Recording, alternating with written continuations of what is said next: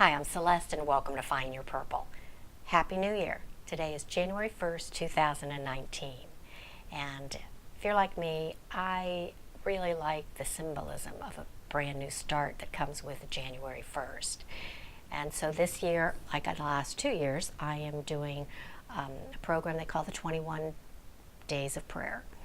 And it's to focus the year, kind of start the year off with God being the focus. And you can give up things, whether it's giving up certain foods, or giving up social media, or giving up some activity. Maybe you watch sports too much, but trying to free up some part of your day for Jesus. And again, the idea is you spend that time with God. And so I'm going to be giving up TV, which is what I did the last 2 years. Now, when I first started, I wasn't a vegan yet, so I gave up meats and dairy and something that first year, but now I'm already a vegan, so going on the Daniel diet doesn't help me since I'm already on it. And so I'm adding the no caffeine, no alcohol, no sweets, and giving up TV, and I'm allowing myself movies about faith or inspirational from a faith perspective, or podcasts from a faith perspective, or biographies of men of faith or women of faith, to try to really spend this next 21 days feeding myself and feeding my faith and going deeper into my relationship with God. And I really did like that start of the last couple years.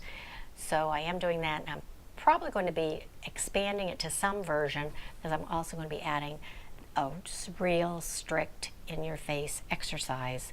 Not a hard one, but one that I'm not going to allow myself to talk myself out of doing. Arm exercises and planks and my rebounder, and drinking more water than normal. I'm drinking distilled water now, I mentioned yesterday, and I want to just really be strict with myself so that I'm looking at all aspects of my life: relationships, spirituality, finances, physical health, everything, and being the best I can be for that 21 days. Now, since my birthday is February 13th, I turned 65. I'm going to be on Medicare, so I'm waiting for my Medicare card, but I thought I might extend some of the health aspects, if not everything, to February 13th. That'll give me about 6 weeks of being really on point with my life to see how things go. Because I can guarantee, if you don't like something about your life and you don't change anything today, then come a month, 6 weeks, or a year, whatever, you're going to be in the same place you are, if not worse. So sometimes we get depressed and feel overwhelmed, and we just kind of wallow in our self-pity. So I'm here to say, look in the mirror and really be honest with yourself. Again, if you're not happy with things, make some changes and see how it goes. And again, not for the entire year, just make them for 21 days, like the 21-day prayer. Or for 6 weeks, get to Valentine's Day and give yourself a Valentine's Day gift of feeling or looking better. So I also wanted to mention that I have talked in the past about a Bible app that I use, and it's free. You can download it on your phone, called YouVersion. It's YOU version.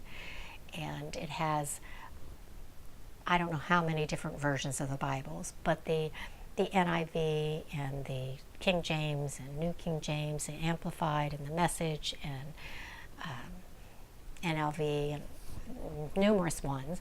They have also audio versions for most of them, not all. They also have different languages for many of them. But they also had a thing where if you highlight a verse that you like, you can email it to yourself, you can email it to someone else, you can message it, you can put it on a play card of some kind that has a little picture on it, or you can push a button that says compare. And if you're reading the NIV and you want to compare it to the other versions, you just push compare, and it'll bring all the versions up so you can look at that same verse across the different versions, and I really like that. Another thing it has is what they call plans, and they're different lengths: 3 days, 7 days, a month, different ones. They can be about faith, health, depression, anxiety, joy, happiness. I can't think of all the subjects that they fall into. And I found one, and I'm not sure what the subject was now, But it led me to another app that I'm really enjoying. It's a Bible app, and it's called Through the Word. And it is it's a free app. You can download it, and it takes you through the entire Bible, or just the Old Testament, or just the New Testament, or themes. So it cuts the Bible different directions, and it's really, really good. And I think it was designed originally for beginners. And I still consider myself a beginner, because the first time I ever read the Bible was now about 2 years ago now. And reading it yourself changes everything.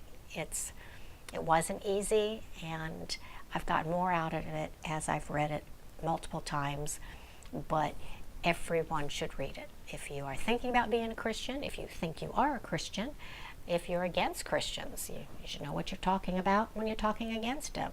Everyone should read the Bible themselves.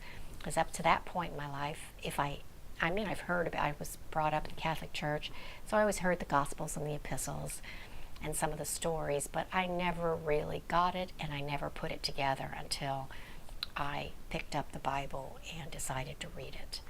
So I encourage you. So the Through the Word is a really good app in that I really am enjoying. He tells you about the book you're going to read, and he does it with humor and very down to earth and very relatable, I guess. So I'm doing a program on Through the Word.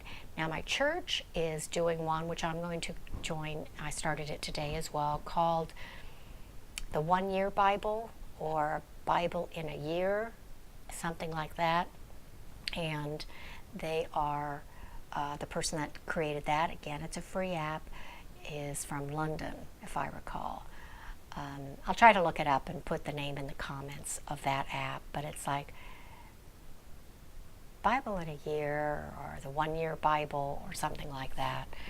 And like the Through the Word, the person talks about it that day, and then you're reading an Old Testament, New Testament, a proverb, and maybe a psalm, so each day. And I like listening to them in the mornings as opposed to reading them, which I have the Bible and I can read it as well, but I do like the option of listening to someone speak it. So anyway, you might want to check those out. Another one I started the Bible 2 years ago with was called the Bible Project. That's one you want to be on a screen, because they draw out if you start Matthew, then they'll draw out the book of Matthew in a story, like a cartoon, and they have some videos as well, but that was really a good one for me to start with. Now I'm going back and doing these things, but I have a better understanding. I've read the Bible, the Old Testament once, the New Testament 3 or 4 times. So this year I'm going to do the whole Bible again, because I think it'll make more sense. Now that I have some framework, then everything I read, I can go deeper into it, because I see the relationships now. So anyway, if you're interested, and if you're intrigued at all, believe me, change. If you're women in your 60s like me, we're on the tail end of our life. I mean, no matter how we cut it, we've lived more than we're going to live. And I think for me, that was kind of my wake-up call. And maybe that was why, after 40 years of turning away from the Bible and churches, structured churches, maybe that's why I opened the door again to it, and have found that by taking the steps and reading the Bible myself, and then going to a church and joining the church groups, it's really changed my life. And it's changed how I look at life. So I just like to encourage people that were like me, that were anti-church, to just kind of take a step and maybe rethink it. And you might be surprised, like I was. Again, I've been shocked how the Bible is so different than what I thought it was. So anyway, that's it for today. As always, grab your cup of tea, sit back, and let's start sharing. Until next time, bye-bye.